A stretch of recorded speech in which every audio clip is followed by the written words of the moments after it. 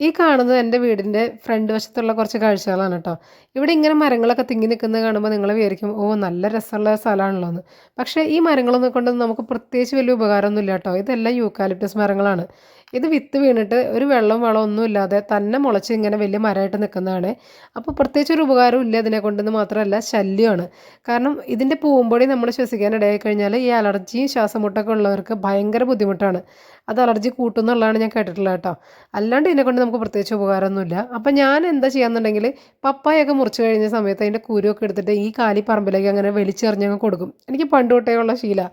ആ പപ്പായുടെ കുരു ഞാൻ വേസ്റ്റിലിടില്ല. ആ കുരു മാത്രം പറക്കിയെടുത്ത് ഞാനിങ്ങനെ പ്ലെയിൻ ആയിട്ടുള്ള എന്തെങ്കിലും ഒരു ഭൂമി കണ്ടിട്ടുണ്ടെങ്കിൽ അവിടെയൊക്കെ ഇങ്ങനെ വലിച്ചെറിയും കേട്ടോ. വേറെ ആരെയും പറമ്പിലേക്കൊന്നും എറിയില്ല.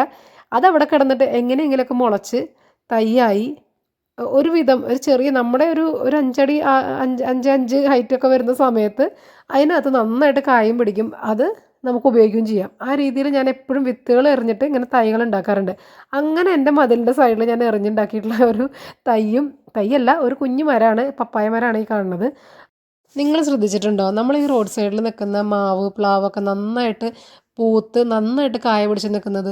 അത് പപ്പായമാരാണെങ്കിലും ശരി നല്ലപോലെ കായ പിടിച്ചിട്ടുണ്ടാവും. നമ്മൾ വീട്ടിൽ എത്ര വളം കൊടുത്താലും ചിലപ്പോൾ ഇത്രയും രീതിയിൽ നമുക്ക് പൂത്ത് നല്ല പോലെ നമുക്ക് ഈൽഡ് കിട്ടിയതൊന്നും ഉണ്ടാവില്ല.